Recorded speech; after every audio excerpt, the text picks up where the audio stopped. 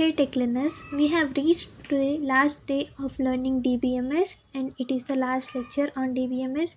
So I'll quickly give a recap on previous lectures what we have learned. So before lectures we have learned about introduction to DBMS and some of the data models, and we have learned about entity relation model and SQL advanced queries, like you have learned where order by group by having classes and some of the nested queries and subqueries. So in today's day 5 of learning DBMS, we are going to learn about normalization, entity relation models, joins in SQL, views in SQL, and some of the aggregate functions. So normalization is nothing but first introduction to normalization. So normalization, why in this you are going to learn about why normalization is needed and some of the examples for converting table into different normal forms. So we have mainly three types of normal forms. It is first normal form, second normal form, and third normal form. So what is a normalization? It helps in organizing data to reduce the data redundancy. So it improves the data integrity. Normalization in database management system is a process used to organize data in database efficiently. It helps to eliminate redundancy, it means duplicate data, and ensures data integrity. So the main goal is to divide the larger tables into smaller ones and define the relations among them. So why we need to normalize the data? Because it removes the duplicate data, reduces data anomalies, like it update, insert, delete anomalies. It saves storage spaces, makes querying and maintenance easier. So that's why we need to normalize the data. Normal forms, like stages of normalization. Each normal form has a set of rules to follow. So the most common ones are first normal form or first 1NF. So first normal forms have some of the rules. So it ensures that each column contain only atomic values or indivisible values.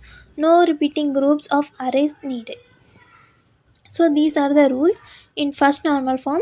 Like example, subject column split into separate rows. Next, second normal form.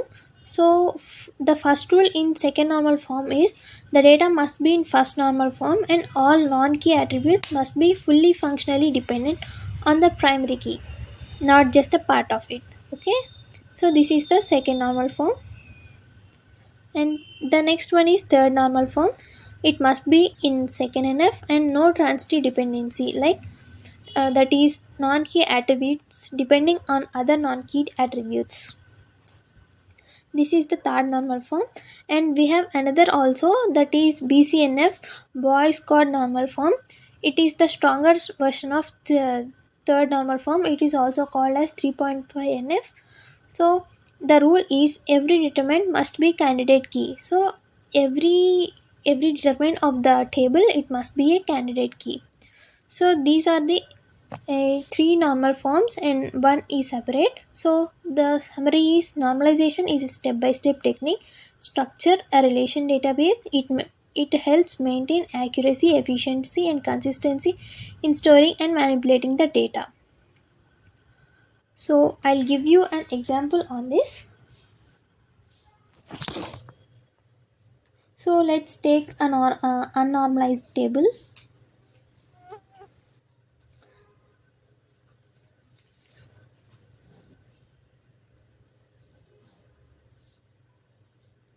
So I have student table.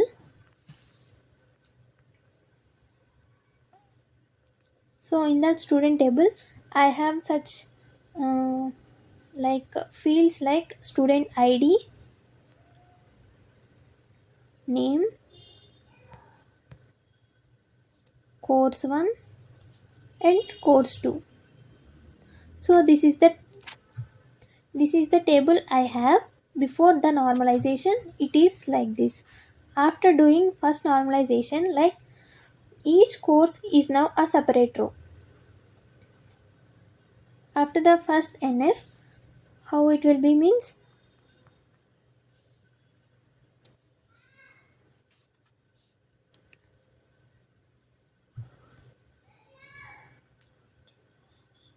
Like this it will be, and we'll get another table for course 2 also. Like this the normalization helpful.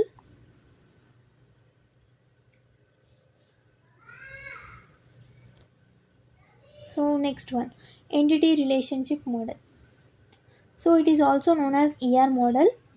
This entity relation model is a high level data model used in database design. It provides a graphical representation on real world objects, entities, and the relation among them.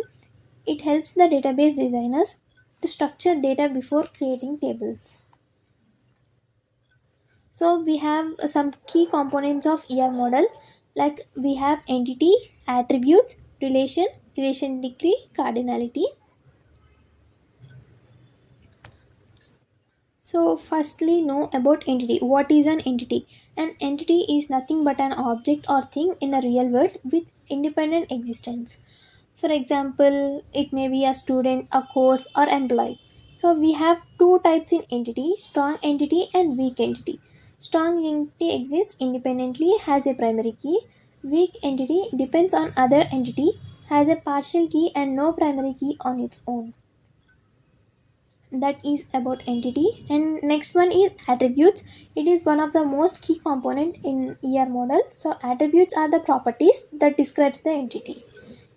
Like it gives a features or properties about the entity. These are called attributes. For example, if you take student as an entity, what are the features of students? Like student name, student id, student age. These are the features. So these are called attributes. We have some of the types in attributes like simple, composite, derived, and multivalued. Simple means atomic or indivisible. For example, name, like that.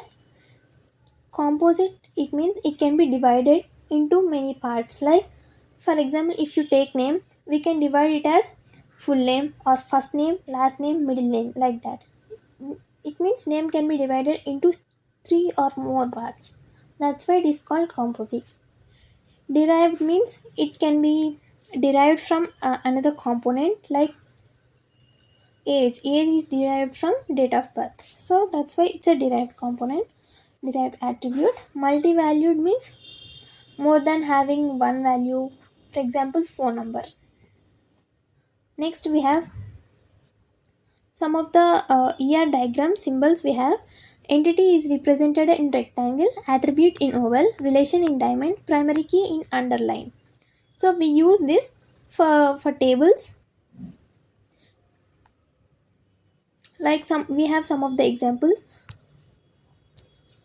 So if you want to write entities, if you want to write student is an entity, so you have to keep it a rectangle.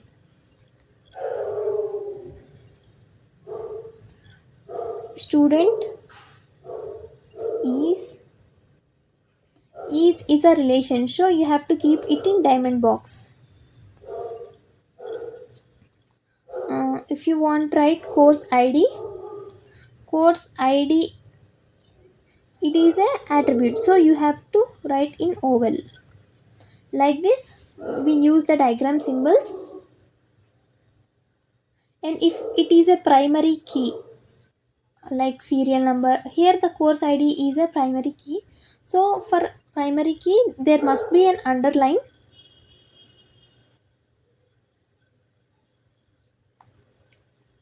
So why models are useful?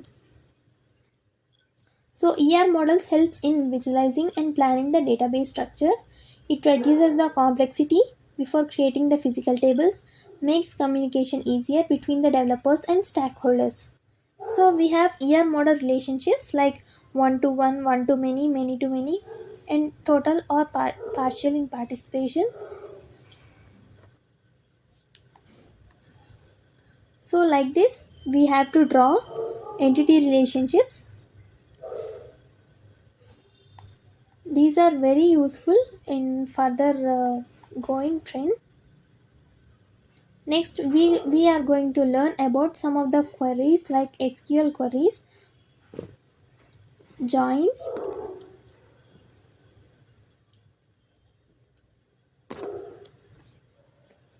So SQL joins. SQL joins are used for combining the multiple tables data. So SQL joins are used to combine the rows from two or more tables based on the related column, usually a foreign key. Joins are essential for querying data that splits across the multiple tables in a relational database. We have many types in joins. Mainly we need inner join, left, right, full outer. You have another also like self join, cross join. So these are the types of joins, guys. Joins are very useful. You have to be very careful in joining the table.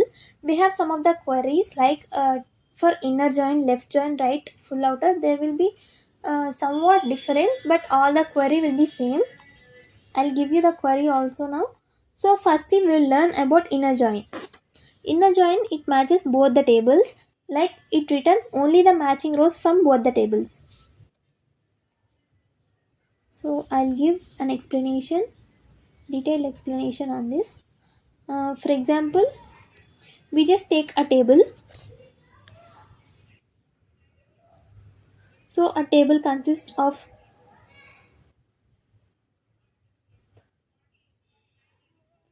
I'm going to take a student table and a department table.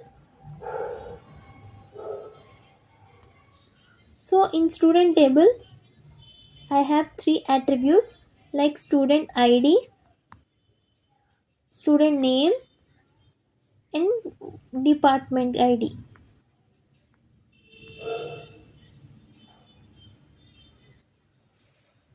So in department, I have in department table I have department ID, department name, or HOD of the department.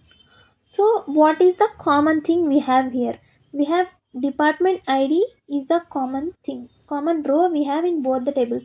So by using the inner join, so we can combine this both the tables by using a query called select name, select student ID, student name, department ID from student table, inner join, department,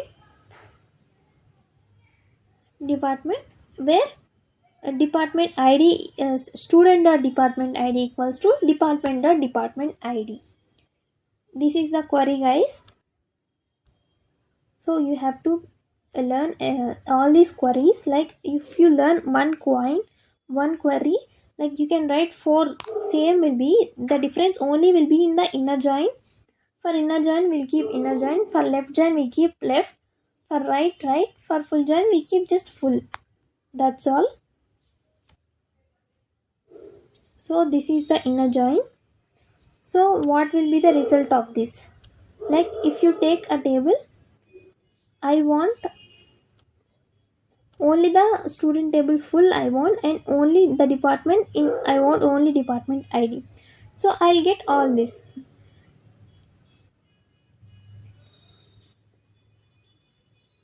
Next, the left join. So in left join, all from left matches. Like it returns all the row from the left table and matching rows from the right table and fills null if no match. For example, if I take at same the table,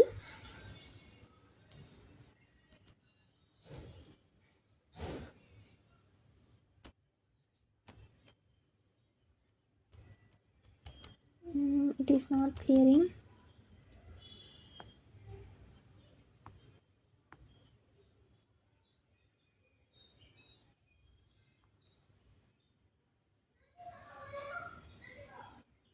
Department HOD, right? So I have student ID 1, name some XX, in department ID 101. Let's take, and in second one YY department 202. In department table I have department ID 101, 102.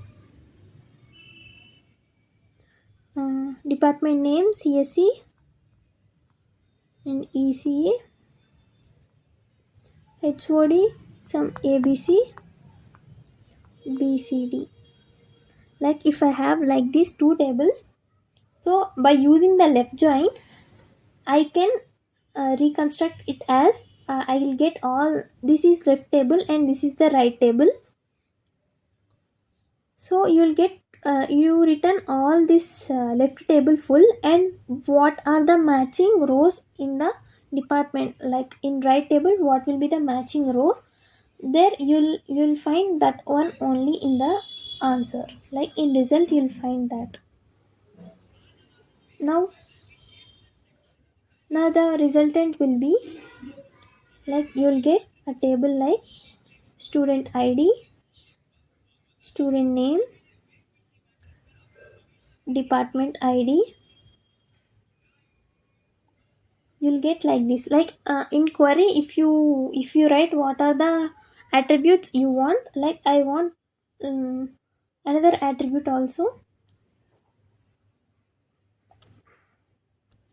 Three attributes are there in left table. So suppose we'll take this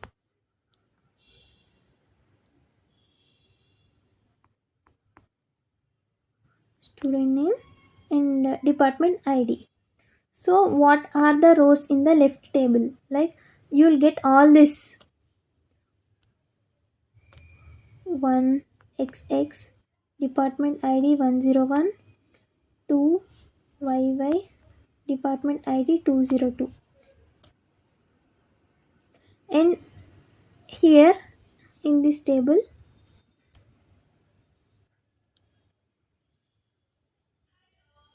department name,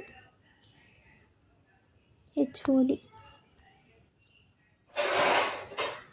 Like we see here department ID here matched 101, 102. So you'll get this column also, CSE, ABC. But you won't get this column because here department ID of this table and department ID of this table is not matching. So you will get null values here.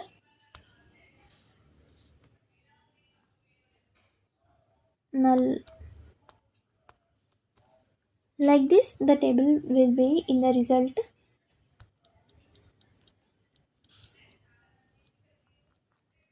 So guys, I hope you understand what is now the left join. Same thing happens in right join. You'll in result right join, it returns all the rows from the right table and matching rows from the left table. And in full join you will return all the rows, like in whatever in the left table and right table you will find, if there will be no values or no matching rows, it gets the null value. You have another also, like here I have not mentioned but it is useful to know, like you have self join and cross join also. Cross join means it returns the Cartesian product of both the tables, like every row of A joined with the every row of B. Suppose if you take here, it means it will give you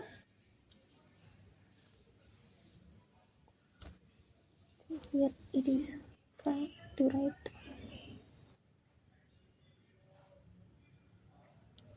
1 2 3 4 5. You'll get student ID, all the attributes will be here, student name, department ID, department name, HOD. So you'll get answers like 1 2 null null.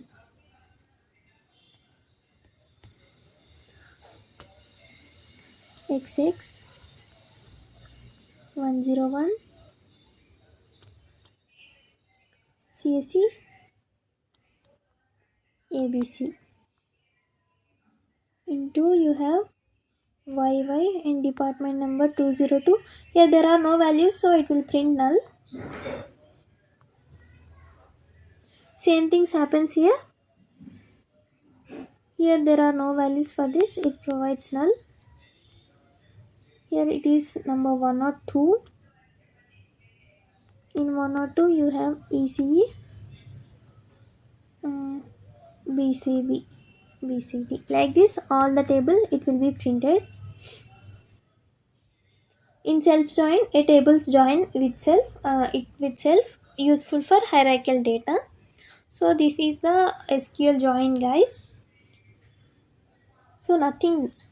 I'll give in a summary on this just briefly. Inner join is used for matching the rows in both the tables. In left join, all the rows from the left and matching from the right. In right join, all the rows from the right matching from left. In full join, all the rows from both the nulls for non-matches. For cross join, all combinations. Self join, like rows joined with the other rows with the same table. So these are the SQL joins, guys.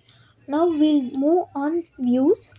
View is nothing like it is a query for viewing a table.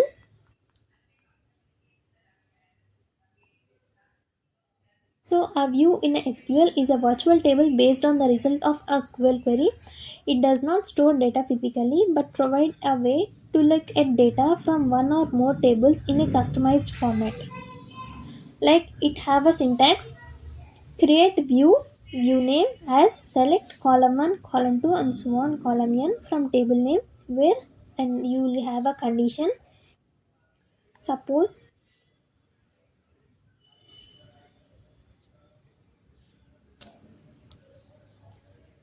suppose I have a table like employee ID, name, department,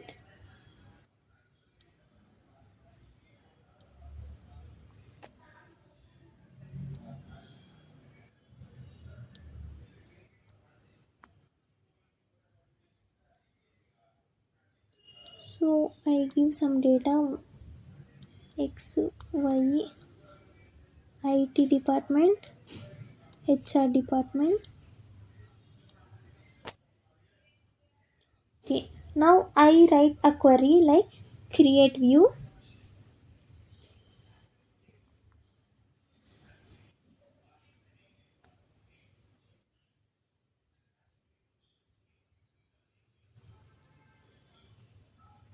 create view, uh, give any name like view name.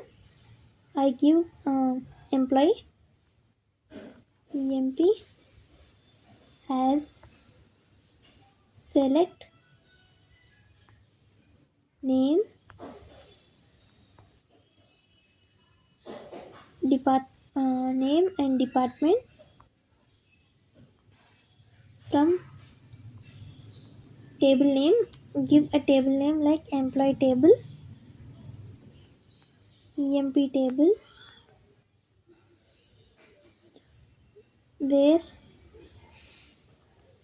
department equals to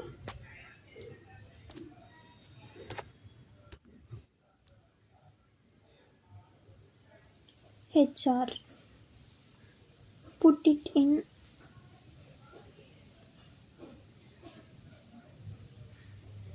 This is the query, guys. So by writing this query in SQL, so you will get a result on what are the columns you selected. I selected columns name and department only, so I'll get a query.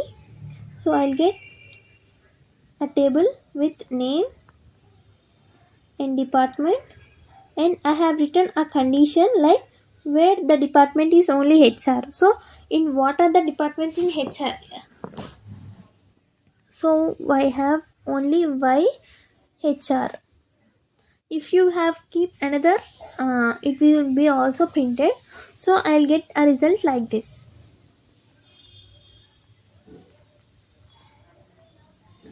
So these are called views, guys. We can update these views using replace create or replace syntax.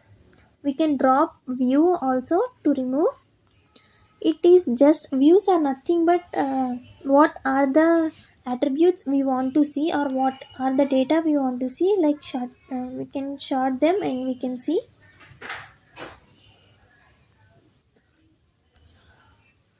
Next guys, we have aggregate functions in SQL. Before going to that, I'll give some advantages on views. So views, the main purpose of views is security, to restrict the access to specific columns and rows. Simplification, hide complex queries, we find the simple names. Reusability, use views in multiple queries without rewriting the SQL. Logical independence, structures can change without affecting users. Some of the limitations of views, like views do not store data, they fetch fresh data each time. Some views, especially those using the joins, grouping, or aggregates, may be non updatable, and complex views may impact performance. Mm,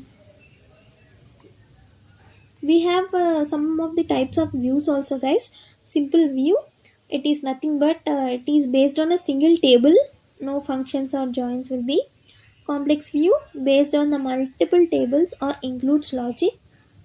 Materialized view, some of the database like in Oracle it will be stores physical data for performance. No need of this, but I'll give a syntax on creating the, like modifying and deleting views also. For for updating the view, you can use create or replace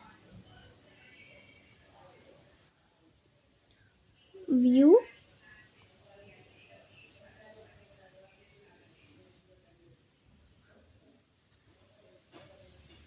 view name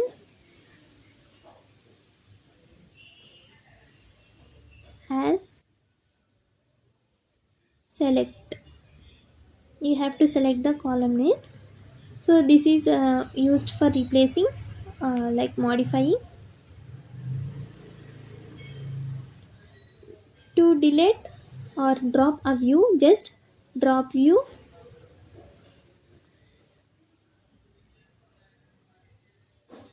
View name,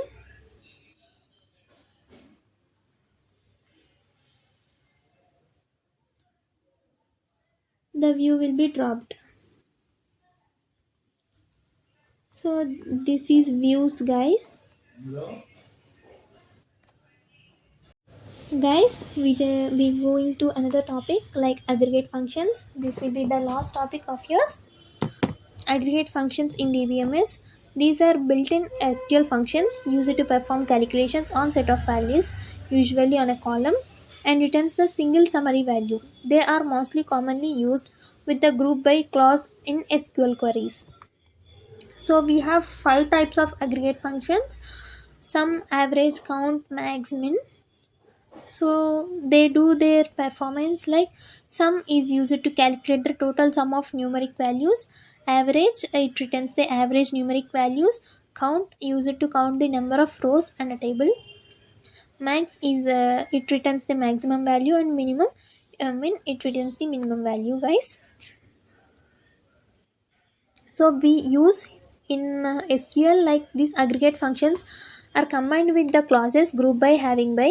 Group by is nothing but grouping the rows. Having is used to sort or filter the groups. So I'll give you the syntax for each of the aggregate functions. So firstly we have sum. For sum, just you have select sum.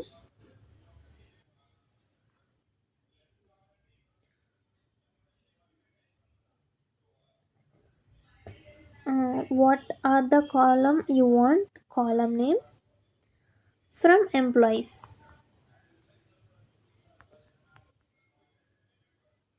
Employees means here you, it will be a table name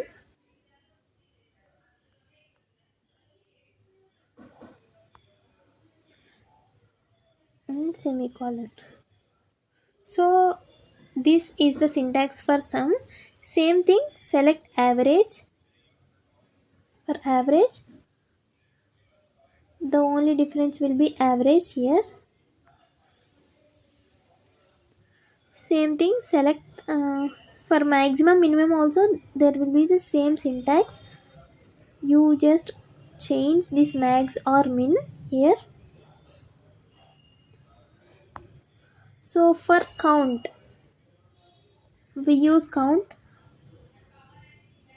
select count star we use from student or from table name. This is the syntax. So I just give a brief explanation on this by using a table. So I take a table of student. In student table I have attributes. I take student ID, student name, and student age, fees.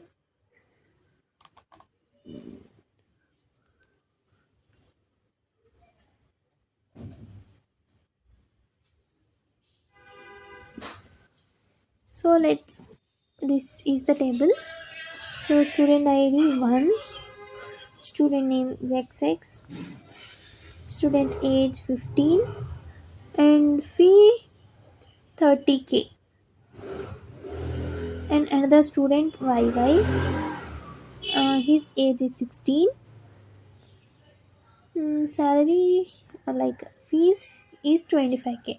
So when you use sum, select sum of column name fee, so it will sum this both, like it will add 30 plus 25k, it will returns 55k. And if you use maximum or minimum in the age column, like max, select max of age from student, then it will give you the maximum age student, so it will give answer 16. If you select minimum it will give 15.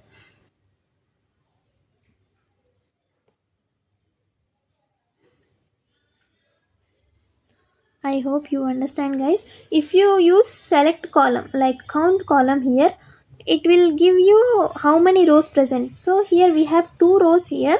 So if you write select count from students, it will give you 2. This is the usage of aggregate functions, guys. I forgot about average. Average is used for averaging any column. If you do average of this fee, you will return the fee average value. Mm, that's the video, guys. So summary, the normalization, it reduces the redundancy, and year models we used for conceptual designs, joins to combine the tables, views for virtual tables, and aggregates for group analysis. This is the lecture, guys. I hope you understand about DBMS. So this will be the last video for learning DBMS. Tomorrow there will be a quiz in our community. If anyone wants to join, I give a link to join in our community.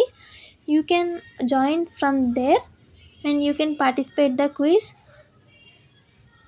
If you have any doubts, please let me know in the comment section or in community general box. Thank you, guys.